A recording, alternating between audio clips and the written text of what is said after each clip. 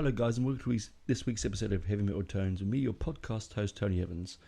I hope you enjoyed last week's episode with Ralph Halber from Heads for the Dead. I know I bloody enjoyed interviewing him. It was really real fun time. I'm glad hope you did enjoy it, because I did. Anyway, back to a good old album review. Tony does a heavy metal classic, and actually it's not a heavy metal classic, it's a heavy rock classic in my books. And it's one of those forgotten albums by this band.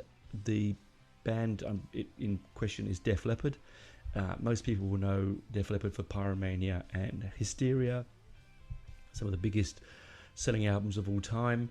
But I'm going to say that I don't actually like or enjoy either of those albums. Of the two, Pyromania's my favourite of those two, but the album which we're going to talk about today, which is On Through the Night, their first album, released in 1970.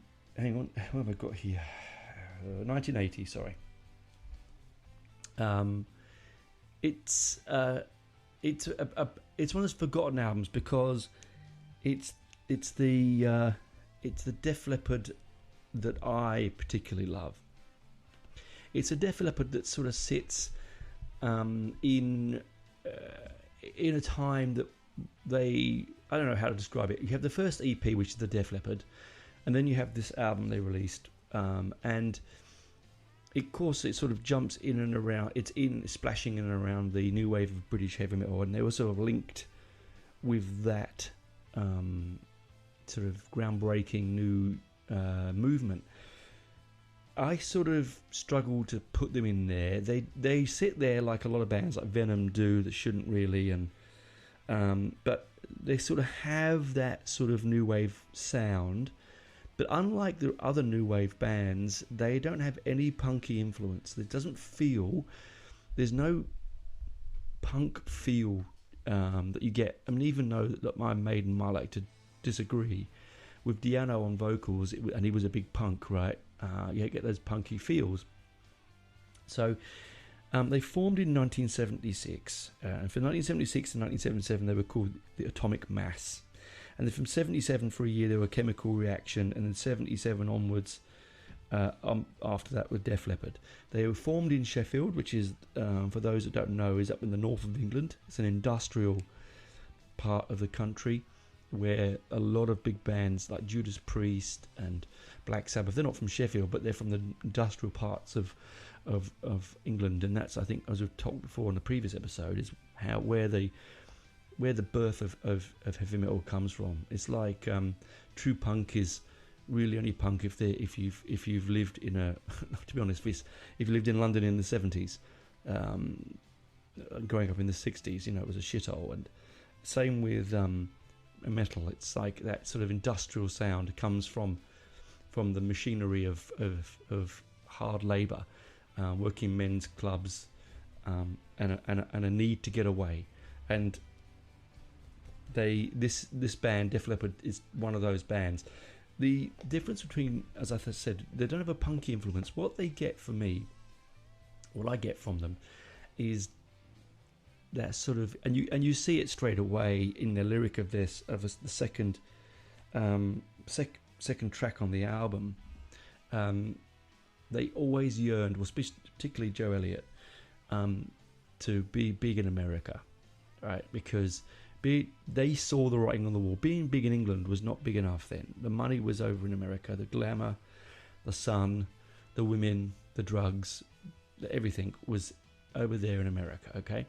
And when you listen to their music, particularly this album, probably up to Pyromania, definitely up to about Pyromania, I'd say. They have this sort of AOR glam sound, They have like they sound a bit like Journey. Some of the tracks would sit beautifully on an Eagles album. They have a big West Coast sound or East Coast sound, and the original lineup consists of this is the original lineup. The new, obviously, from 91 onwards was a different lineup, but the original lineup was Joe Elliott on guitar, Pete Willis on guitar backing vocals. Steve Clark, sadly. Steve Clark passed away of alcohol addiction in on the 8th of January 1991. So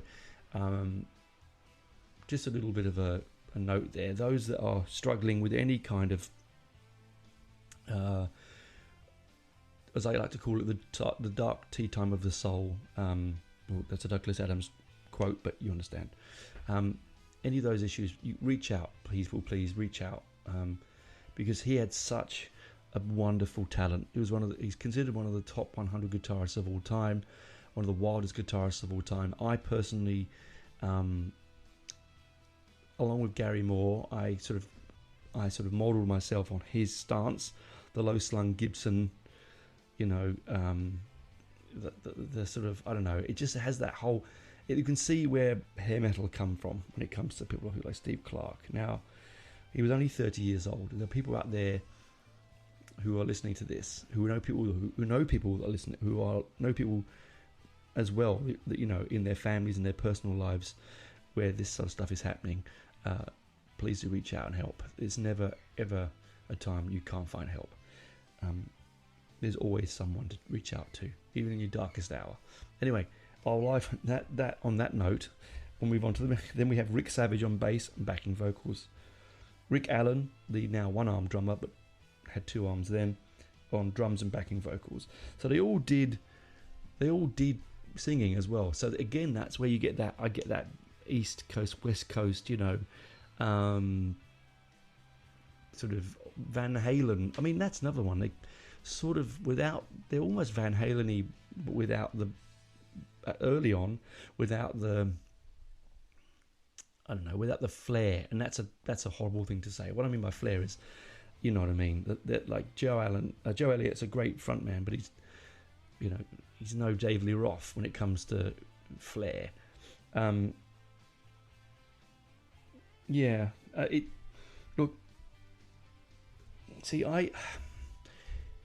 this is where I get stuck with this, because I really, really love this early album, because it's very mixed, it's very progressive, it has blues, it has West Coast, East Coast, it has new wave, it's got prog in there, there's some stuff in there that it comes straight off an Iron Maiden album, or the early Maiden albums.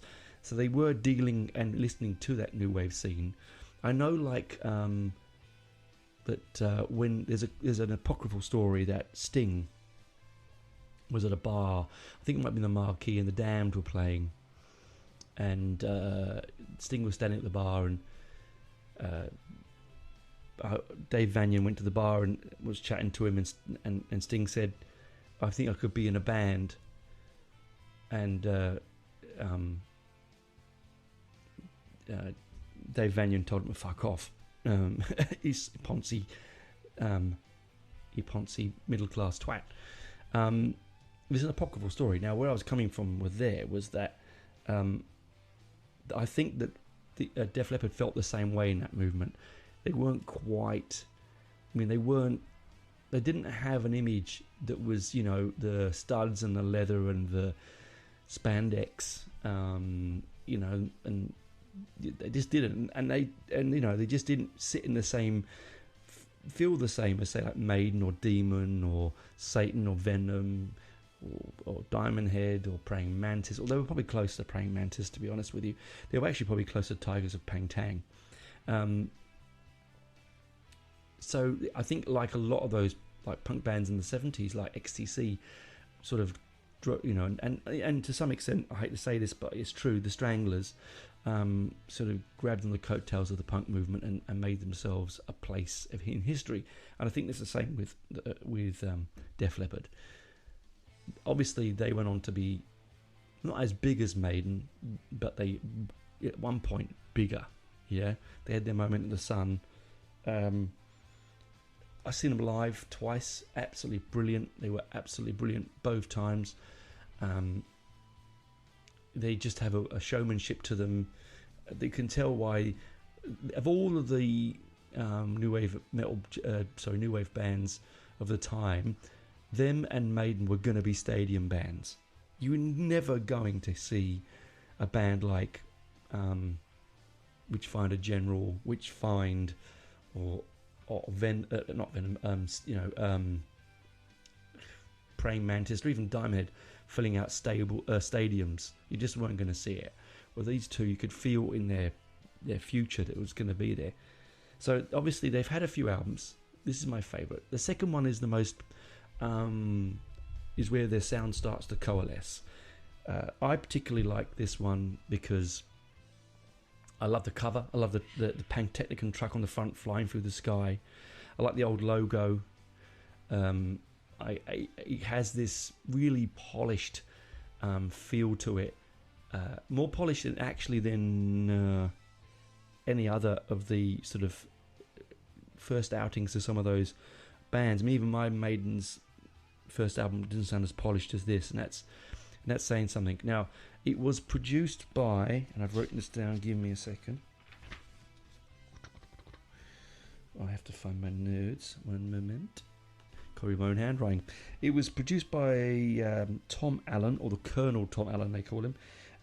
He produced Priest's British Steel and a couple of Black Sabbath and Crocus albums. It was recorded at the Startling Studios, which in Ascot, Berkshire, which is Ringo Starr's studio, where British Steel was recorded.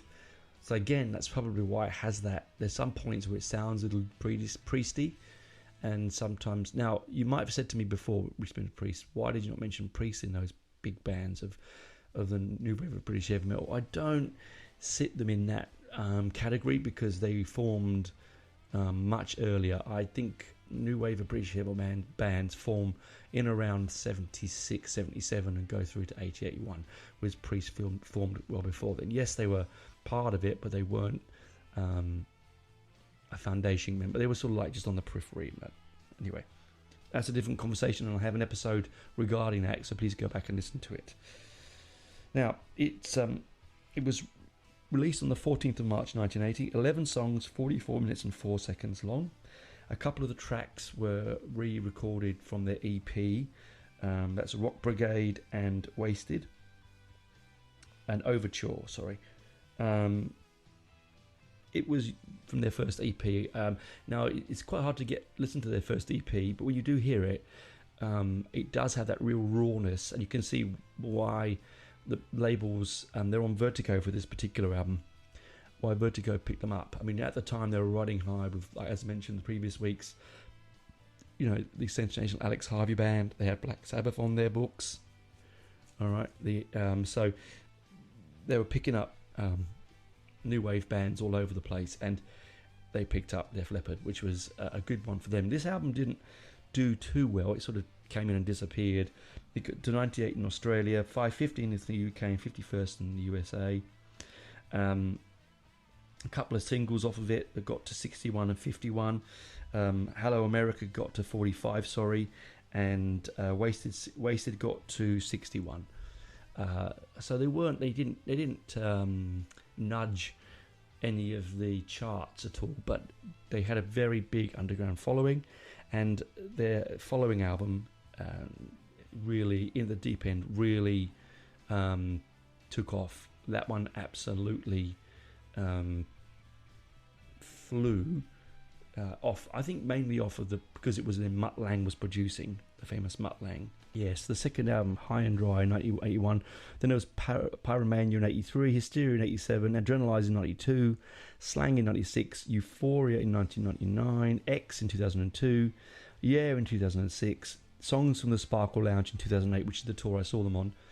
It was, I have to say, it's the only t-shirt I've never really kept. It was a bit hair metal-y. Def Leppard in 2015, and Diamond Star Halos in 2022, which I thought was a really good album, by the way. It certainly, for me,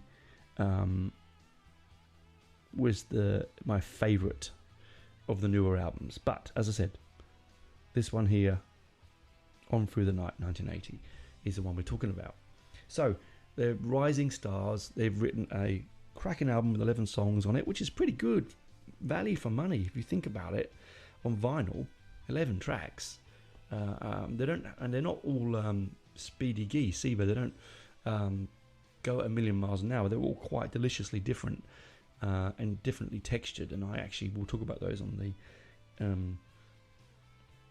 the B side of this show. So, also a quick note to those that don't know what I was talking about earlier. Sorry, I should have made a note of that.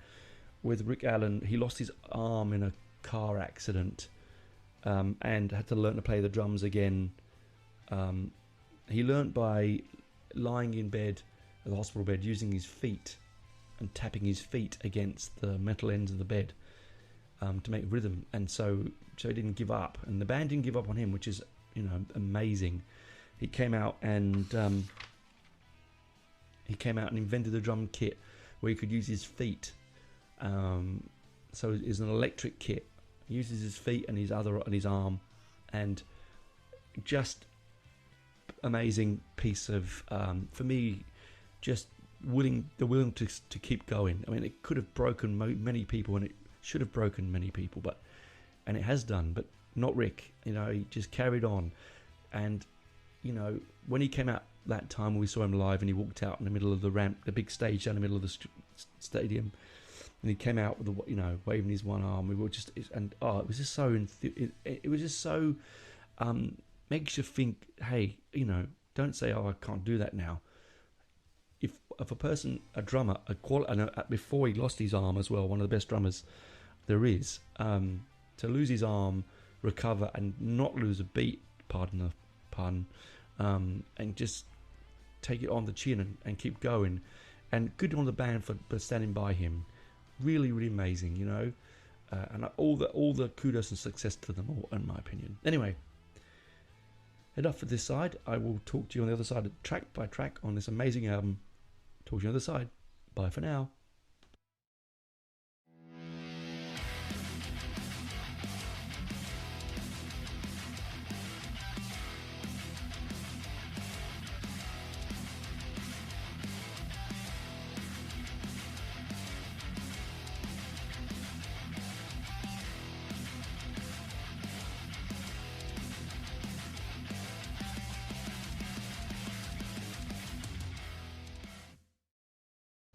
Hi guys, welcome back to the show. Def Leppard's On Through the Night. Now, where do we begin? We begin at the beginning, don't we? I'll give you a track rundown first, okay? So I said 11 tracks. I really cherish my Vertigo print. Mine's a Canadian print, I think. I don't know why I've got a Canadian one. I seem to have a Canadian one. I really, really love it a lot. A, for the artwork. B, for the fact that it's one of those forgotten NWOBHM albums that are quite hard to get hold of now on vinyl.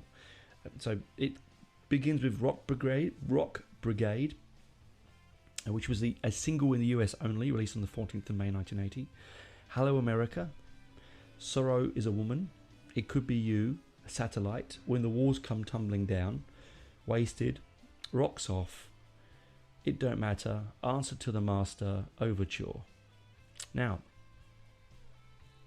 as I said, this is a real mix of interesting styles and sounds. It has a really, at some points, some really heavy, dirty, Gibson-driven blues overtures, right? Real sort of riff, head-banging party music. It's what makes this particular kind of album so delicious and so addictive to listeners, because every time I play it, and I've played it a fair few times, listeners, I can guarantee you that, I hear something different. Like when I sat down this morning before recording this and just get myself reacquaintance with the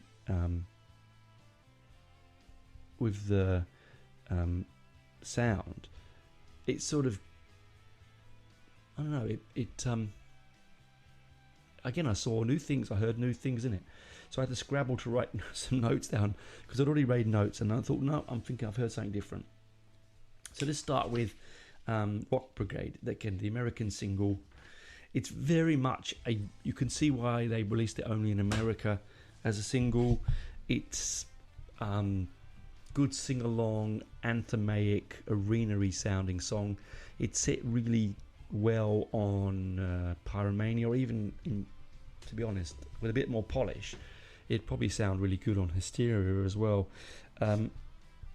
It's not my favourite song on the album. I think it's a little bit Journey, as I told you before. They do have this sort of sound that could sit nicely in a Journey album or an Eagles or something like that. You know, one of those sort of big hairy American bands of the 70s. You know, the type. Even Lynyrd Skynyrd to some extent, actually, and that's saying something. One second, I'm just going to move this over here. Sorry, put my book down. Not the mic again. All right, yes. So I've put here dirty, sort of semi-proto glam, almost Joan Jettish. That's what I've written here. I hear a bit of the Black Hearts in this guitar sound. It's that it really. When I say before in the first half that there was no punk sound in this album, I'm sort of slightly lying. I think there's a little bit of the New York Dolls in this. Not the drug part of the New York Dolls, but that sort of sleazy Gibson slur, which they were really good at. And it sort of is there. It definitely set like where a lot of the bands in the era were writing about youth culture and their their surroundings and stuff that they knew most about. Appears to me that when they wrote this album, they were really fantasizing. There was a lot of fantasy and forward projecting to their bigger success in America and around the world. So again, a good opening track. Again, not something that I'm overly love, but it's there. Then the single, as I said before, I said that they always felt like they wanted to live in America, not be American as such. I think they're very proud of being British, but that sort of sun, sea, sex, and Botox, big boobs, and bouncing blue waves. You know what I mean? And you get that from Hello America. Hello America is their sort of I don't know, their call to arms for their future, because they do get looked down upon by some of the hardcore fans of the time, that they sort of sold their souls to the Americans. I don't really think that's the case. You selling your soul to the Americans is getting famous and then going and doing it. This seems to me that they were always planning. There was always a future. There was always an agenda that they were going to break out from the grey leaden skies of Sheffield and the north of England to flat caps and Yorkshire pudding and hard hours in the mine and pits and factories like their parents would have done, to the sun and the sand and the women and the dollars and the fast cars and the, I mean, I keep painting that picture, but that's what the picture that we were painted back then in the 70s of that. We were coming out from going into major strikes and unemployment and devaluation of the pound and selling off of our national amenities and our national industry. Our cars industry was failing, coal mining was falling apart, steel mines and so on, and the working hours were atrocious for little pay. There hadn't been pay rises for some time, and cost of living, very much like now, was not in line with earnings. So, but we looked across the ocean, and there they were, the Americans, right, chewing gum and driving open top cars and big shoulder pads and the dollar. Now, that may not be true. I mean, there's a lot of parts of America, as we know, that were struggling, as course, equally as much as anywhere else. But that wasn't a picture that was painted to us as youths in the 70s. So, Hello America for me is definitely musically, again, it's pretty good. Like I said, it's got that sort of AOR East Coast sound, Joan Jett sound, and I quite like it. It does leave me a little bit cold because it makes me feel a bit sad, because I've always thought that that they got a lot of stick for choosing the direction of their lives, and they shouldn't do, because musically this album, and again, if you were going to listen to it for the first time after this show, you might open your eyes a little bit. It is an absolute corker. Don't just go straight to your Pyromanias and your Hysterias. This is a really brilliant album. I think so, better than High and Dry, and that was their first major big success. And then we move into Sorrow Is a Woman. Now, Sorrow Is a Woman is borderline ballady. Now they are well known for their ballads. Again, that's from their American influences. Their they just trying to be a little bit different. I think, to be honest though, Sorrow Is a Woman reminds me slightly of Maiden's version, Sabbath, when they did Women in Uniform. It's not as catchy as Women in Uniform, but it's got that sort of bluesy kind of sadness to it. Sorrow Is a Woman. It is. I mean, it's a great lyric. It's a great lyric. I'm also not sure why I sort of got Woman in Uniform there. I think maybe because it was Woman in the title, my brain went in a weird tangent. Anyway, the lyric is it's a brilliant lyric. You're always pretending to be someone who prefers to be free. You think you can fool me with your lying eyes, but what is the game that you play when all you're trying is to say is that you're lonely in a need of a friend? Oh yeah, sorrow woman. I just can't seem to get you. Oh yeah, sorrow woman. If only you could see you as I do. And can't you see that it's true? There's someone as lonely as you, trying so hard to get through. And why can't everyone see that the way it really should be? Why hide your feelings and suffer the pain? Oh yeah, sorrow woman. I don't think that's a relationship song. I think that could be something about mums, sisters, who knows. It doesn't sound. Every time I listen to that single, I do feel a bit sad. I mean, it does have that title, I suppose, Sorrow Is a Woman, but it does have a real bluesy feel to it. It's a fantastic guitar piece in it, great solo. It's not as down as you would think it would be. And then we move into It Could Be You. Now, Joe Elliott's got an amazing voice, okay? We haven't really spoke about this yet, but he has an amazing vocal range. And It Could Be You is possibly one of the most interesting songs of the album, because it really says, hey, I love Judas Priest. The way that his vocal comes in with a very high scream, the guitars are moving the same way as KK Downing and Tipton played. It's got that real Priest groove. It's fast, it's fun, it's energetic.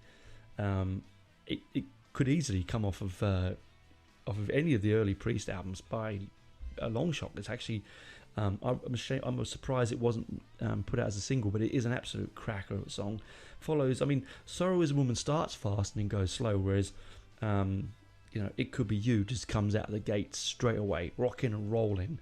That dirty Gibson sound, that twin guitar sound, like Maiden was trying to catch forever and ever and ever. Before, they want the Wishbone Ash twin sound. It has a sort of Nazareth feel. I didn't mention that before. They do feel a bit like Nazareth. There's some Priest sounds to it. There's a bit of early Maiden. You can almost feel, even though this is before Maiden. This is around the same time, but it just seems that they caught the zeitgeist. Yes, I said zeitgeist. I do know other long words as well that begin with Z. Don't ask me now. Anyway, then we move to Satellite. Satellite's an interesting number. This really is fantastic. Again, it follows on from It Could Be You really well. It's got lovely chuggy, light guitar chug. Not a really heavy blow your ears, but just a rocking, chugging, almost proto down, sort of palm muted sound, and it has this sort of real fun US sound. Again, this one is a very American sounding one. Obviously it's about what it says on the thing. It's shooting through the sky, because the front of the album, the cover, I did mention before, is a Pantechnicon flying through the sky with a guitar on the back. It's got that sort of fun feel. It's the middle of this album really does seem to gallop along. You sort of, before you blink, you're at sort of halfway. You've turned the record over and you think, well, where's it gone? It also has a slight, I'm trying to think, one second, I'm trying to think what this song reminds me of. I think it's Dr. Feelgood, but I could be wrong. Anyway, it's loaded with fantastic, this might be the first time we hear Joe Elliott's Ooh Yeahs, which I think is very good. It's very him. That sort of again, sort of American sleaziness, which I absolutely love. But it's not really sleazy; it's just the way he sings. But it also feels a bit like I don't know. Yeah, I think certainly rhythmically it feels a bit like Dr. Feelgood, like that punk rock band we talked about before. Dr. Feelgood. You might go, no, it doesn't sound anything like it. But, we're all different. We all hear different things. And you might go, I don't hear that at all. Well, I could sort of hear it slightly there. But it's very open. It's very wide sound. It's very clean. It's beautifully produced. It's not mushy, dirty, muddy. It's a brilliant production, actually. And it stands up, all these years later, it stands up incredibly, 40 years or so. And it's just, wow, who would believe it, right? And then we move on to When the Walls Come Tumbling Down. Now, this is the prog sound to me. This is really proggy. It opens with a spoken word part. It was originally spoken by Joe Elliott on demos and live productions, but it got on the album was recorded by Dave Cousins from the Strawbs did it, and he says that he tried to make it sound as close to his impersonation of Sir Laurence Olivier as he could. It really has a bit of that sort of epicness that Maiden had, and did very well with Alexander the Great and Ryman the Ancient Mariner. It's quite a dark song.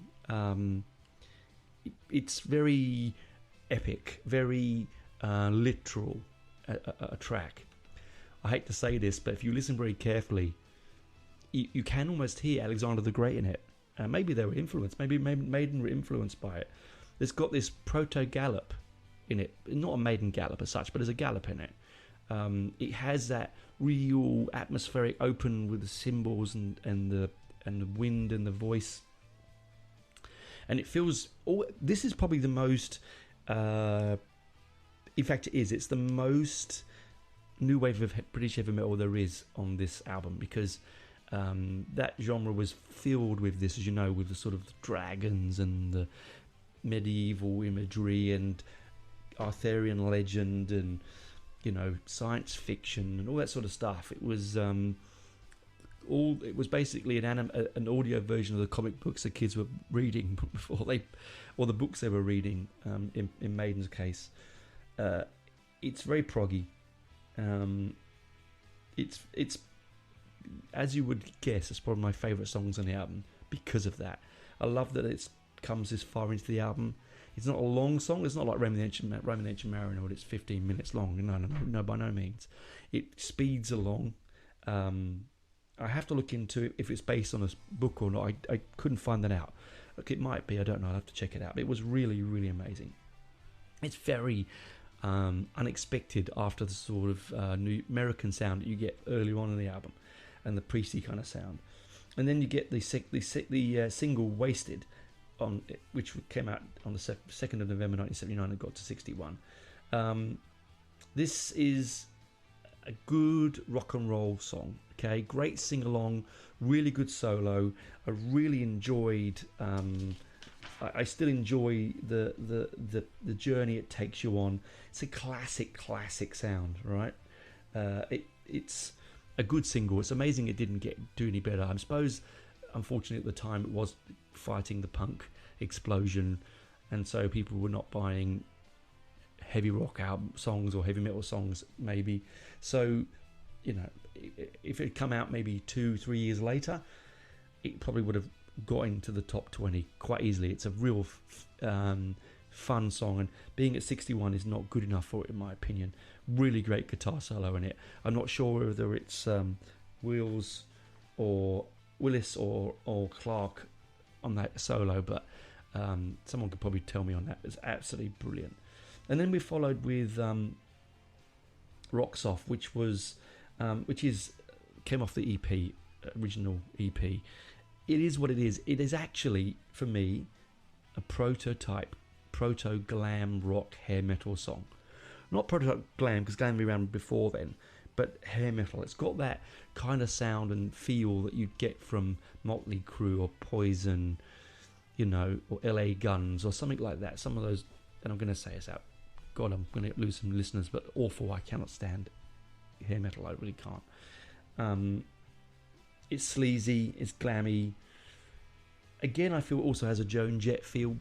The one good thing about it is I really, really like the guitar solo in it. I really like the speed and the fun and the space in the notes and the clarity of it. Nothing's repeated. It's all it's just fun. I think the overall arching feedback from this album is fun with some extra fun and side of fun sauce on top.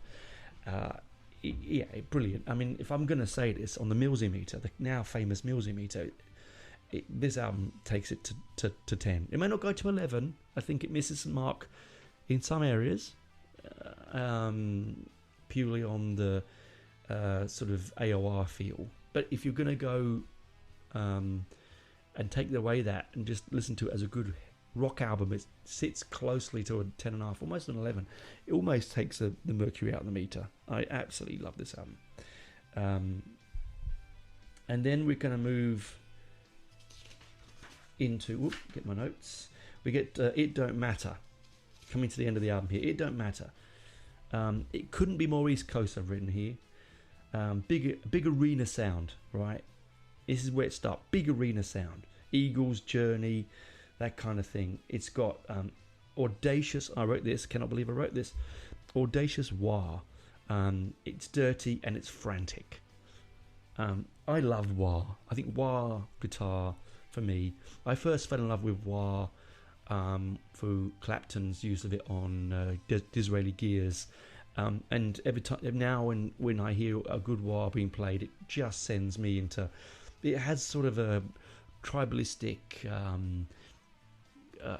angry sadness to it. It's sort of depth of texture, which I absolutely love. And if it's done properly, Zakk Wylde uses it really well. He just opens it up and uses it as like a gate, whereas these guys were, opening and closing the gate to get that sort of deep wah sound, and it's masterful, really, really, truly.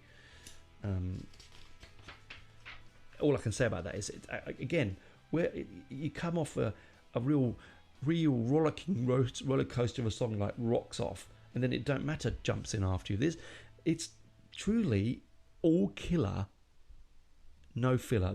Well, that's not true. I said I don't really like Rock Brigade, and Hello America does leave me a little bit cold. But I think out of the 11 tracks, 9 out of 11 to me sounds like all killer, right? And then we go Answer to the Master, second to last track. It took me right back to NWOBHM. It has a real NWOBHM proto-doom sound, I've written here. And that's true, it does. It has a real sort of deep, dark, almost Witchfinder General-esque sound. Witchfinder as well. Now, you could say that Witchfinder, because Witchfinder and General and Witchfinder were playing around the same time. It feels like it's got a real groovy DNA. It sort of feels groovy until it comes, the guitars come back in after the sort of like grindy, dirty sound. It then goes straight back to a stadium sound. It's tight. It's fast. It has a Sabbath feel. I've talked about Sabbath before, one of my favourite doom bands, thrash bands ever. There was an episode, please go back and look into my catalogue, you will find it, when I reviewed Dreamweaver. It sounds like that. And, honestly, I think Sabbath were probably listening to this album? Who knows? Were Def Leppard listening to Witchfinder General? I mean, it certainly has a sort of early Sabbath sound on there as well, which could easily be very British. There's nothing. I mean, America sort of grabbed that doom sound later on, but they didn't really have it the way that the Brits had, and it has a sort of doom sound. It's actually a delicious change of texture and pace in this. And then we finish with Overture. This comes from the EP originally. This really has a Who feel. This has a very obvious status quo Who sound. And I didn't mention the Quo before, but they also have a Quo feel across this, this album. This twin guitar fun, dueling guitars, big smiles on their faces, just rock and roll fun. It also has a real heap of Nazareth in this track. And it ends the album really, really well.